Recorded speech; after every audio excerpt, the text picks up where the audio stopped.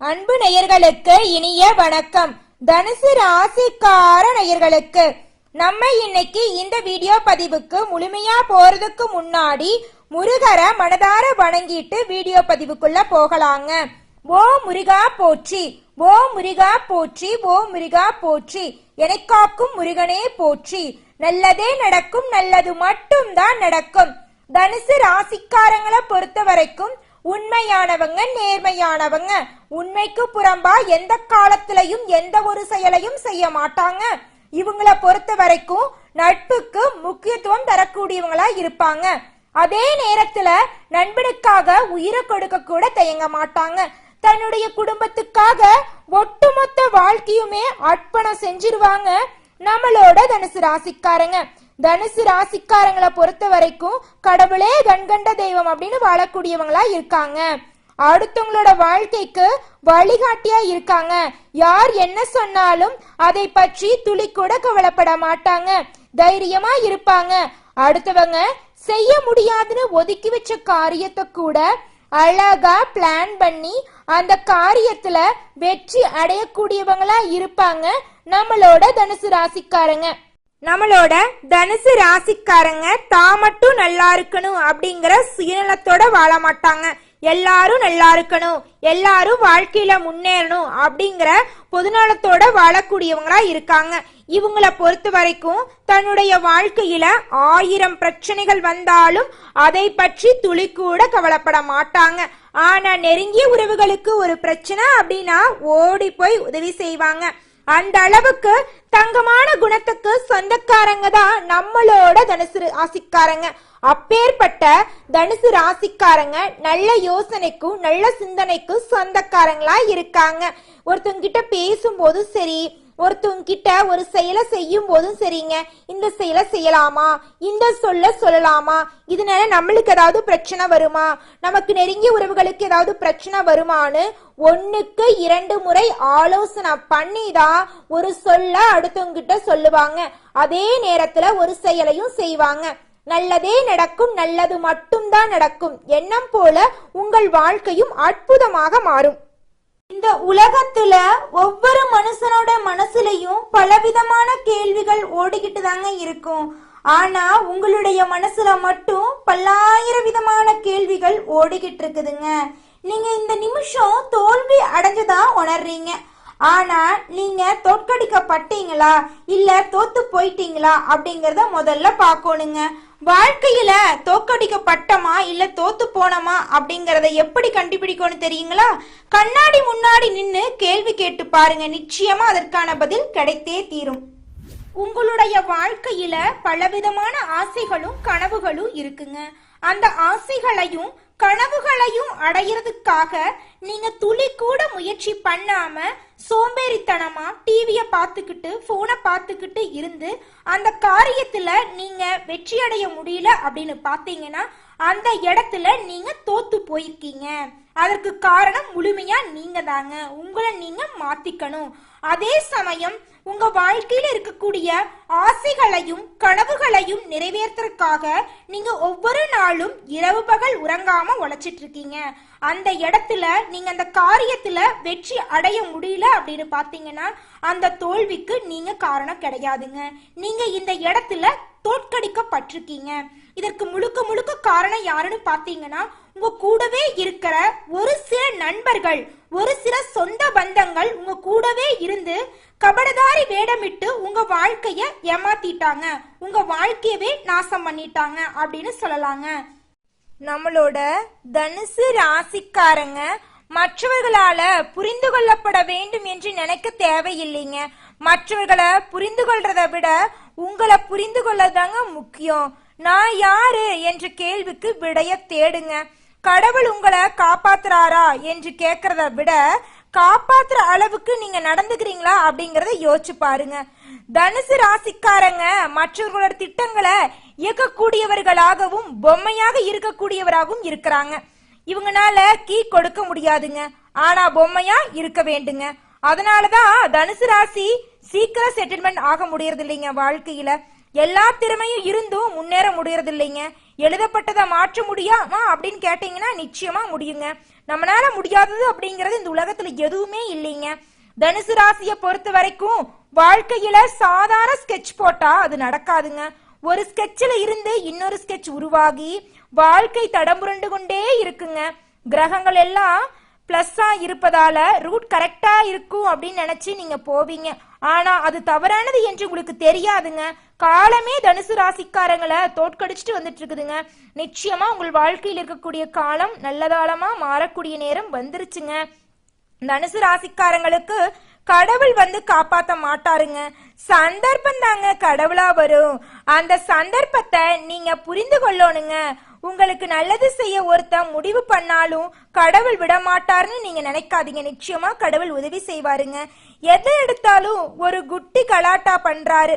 காலம் உங்களுக்கு எதிரியா இருக்குதுங்க. நிச்சயமா காலம் உங்களுக்கு நண்பனாக வரக்கூடிய காலம் வந்துருச்சுங்க. தனுசு ராசிக்காரங்களை வீட்டுல உள்ளவங்க இல்ல வெளியில உள்ளவங்க யாருமே அங்கீகாரம் பண்ண மாட்டாங்கங்க. நீங்க உங்களுக்கு குருவா உங்களை நீங்க முதல்ல செலக்ட் பண்ணணும். உங்களை நீங்க கட்டி தழுவிக்கணும். உங்களை நீங்க சந்தோஷப்படுத்திக்கணும். உங்களை நீங்களே உயர்த்திக்க நினைக்கணும். அப்பதான் நீங்க வாழ்க்கையில முன்னேற முடியுங்க. தனுசு ராசிக்காரங்க சந்தைக்கு போனா கூட பேப்பர்ல எழுதி கொடுத்து வாங்கிட்டு வர சொன்னா ரேட் அதிகமா வாங்கிட்டு வந்துருவாங்க. பேப்பரே இல்லாம போனா என்ன பண்ணுவாங்க தெரியுமா? நம்ம வாங்கிட்டு வர சொன்ன காய்கறியை வாங்கறத விட்டு போட்டு வேறொரு காய்கறியை வாங்கிட்டு வருவாங்க. நீங்க முடிவெடுக்கிற ஆளா மாறணுங்க. அந்த முடிவை நோக்கி உங்களுடைய பயணம் ஆரம்பிக்கணும். அப்பதான் உங்களுடைய வாழ்க்கை நல்லதா இருக்குங்க. திட்டமிடுதல் உங்களுடைய பெரிய பலங்க. கடவுள் எப்பெல்லாம் காப்பாத்துவார்னா திட்டமிடுதல் உங்ககிட்ட இருக்கு. நீங்க தான் பிளான் பண்ணணும். நீங்க தான் ஸ்கெட்ச் போடணும். தனுசு ராசிக்காரங்களுக்கு வெற்றி சாதாரணமா கிடைக்காதுங்க. முயற்சி பண்ணிட்டு இருந்தா மட்டும்தான் வெற்றி கிடைக்கும். என்ன நினைச்சாலும் 2 பிளான் நினைங்க. பஸ் கிடைச்சா இந்த பிளான், பஸ் கிடைக்கலனா இந்த பிளான் அப்படின்னு வாழ்க்கையில பிளான் போடுங்க. நிறைய குருமார்களை வழிபாடு பண்ணுங்க. கத்து கொடுக்கறவங்கள போய் பாருங்க. உங்களுக்கு சொல்லி கொடுத்தவங்கள போய் பாருங்க. உங்களுக்கு வழிகாட்டினவங்கள போய் பாருங்க. யாராவது ஒருத்தவங்களுக்கு விசுவாசமா இருங்க. இந்த உலகமே உங்களுக்கு விசுவாசமாக மாறக்கூடிய காலம் வந்துருச்சு. கடவுள் உங்களுக்கு டபுள் பங்கா தரப்போறார். உங்க வாழ்க்கை அற்புதமாக இருக்க போகுது. உங்கள் எண்ணம் போல உங்கள் வாழ்க்கையும் அற்புதமாக இருக்கக்கூடிய காலம் வந்துருச்சுங்க. ஓம் முருகா போற்றி, ஓம் முருகா போற்றி, ஓம் முருகா போற்றி. எனக்காக்கும் முருகனே போற்றி. நல்லதே நடக்கும், நல்லது மட்டும் தான் நடக்கும். கிட்ட ஒரு நல்ல குணம் இருக்குதுங்க. வாழ்க்கையில எவ்வளோ கஷ்டம் வந்தாலும் அதை பத்தி கவலைப்பட மாட்டீங்க. ஆனா மற்றவங்களை எல்லாத்தையும் ஈஸியா புரிஞ்சுக்குவீங்க. எல்லாருக்கும் ஓடி ஓடி உதவி செய்வீங்க. கடந்த 5 வருஷமா மற்றவங்களோட கைப்பாகையே இருந்தது உங்களோட தோல்விக்கெல்லாம் காரணமா இருந்திருக்கு. மற்றவங்களுக்காக உங்களுடைய மனநிலைய மாத்திட்டு வாழ்ந்திருக்கீங்க. குடும்பம், அலுவலகம், அரசியல் போன்ற காரணத்துக்காக நீங்களா வாழல. உங்களுடைய கொள்கைய மாத்திருக்கீங்க. ஆனா உங்களுடைய கௌரவத்தை மட்டும் நீங்க விட்டு கொடுக்காம இருந்திருக்கீங்க. உங்களுடைய வாழ்க்கையில நீங்க பொறுமையா இருந்ததுக்கு காரணம் என்னன்னு பார்த்தா உங்களுடைய குடும்பத்துக்கு அவ பேர் வந்துடக்கூடாது, உங்களுடைய குடும்பத்துக்கு கெட்ட பேர் வரக்கூடாது அப்படிங்கிறதுக்காக தாங்க பொறுமையா இருந்தீங்க. நீங்க பொறுமையா இருந்ததுக்கு கடவுள் உங்களுக்கு உதவி செய்ய வந்துட்டாரு. பொறுமையா இருக்கிறவங்களுக்கு கடவுள் நிச்சயமா உதவி செய்வாருங்க. அது நம்ம தோல்வி அடைஞ்சிருந்தாலும் சரி, நம்ம தோற்கப்பட்டிருந்தாலும் சரி, அதை பத்தி கடவுள் ஒரு துளி கூட பயப்பட மாட்டாரு. ஏன்னா நீங்க நல்லவங்க. அதனால நல்லவங்களுக்கு கடவுள் எப்பவுமே துணை நிப்பாருங்க. சொல்ல போனா அப்பா குடும்பத்துக்காகவும், குழந்தைங்க அப்பாவுக்காகவும், மனைவி கணவனுக்காகவும் தன்னுடைய வாழ்க்கைய அர்ப்பணம் செஞ்சிடறாங்க. அவங்களுக்காக தான் ஒட்டுமொத்த வாழ்க்கையும் வாழ்றாங்க. அப்படி வாழும்போது நம்ம வாழ்க்கையில தோத்து போறோமா, தோற்கடிக்கப்படுறோமா அப்படிங்கிற விஷயம் நம்மளுக்கு தெரியாம போகுது. அதனால நம்ம என்ன பண்ணணும்னு தெரியுங்களா? 2 விஷயம் தாங்க பண்ணணும். அப்பதாங்க எல்லா பிரச்சனைகளுக்கும் ஒரு தீர்வு கிடைக்குங்க. நம்ம தோத்து போறோம் அப்படின்னா அதுக்கு காரணம் நாம தாங்க. நம்ம எந்த ஒரு முயற்சியும் பண்ணலினா அந்த விஷயத்துல நம்ம தோத்து போயிடுறோம். இதே சமயம் நம்ம தோற்கடிக்கப்படுறோம் அப்படின்னா நம்ம ஏன் தோத்து போறோம், அதுக்கு காரணம் யாரு, அவங்க கிட்ட இருந்து நம்ம எப்படி விலகி இருக்கணும் அப்படிங்கிற பதில நம்ம கண்டுபிடிக்கணும்.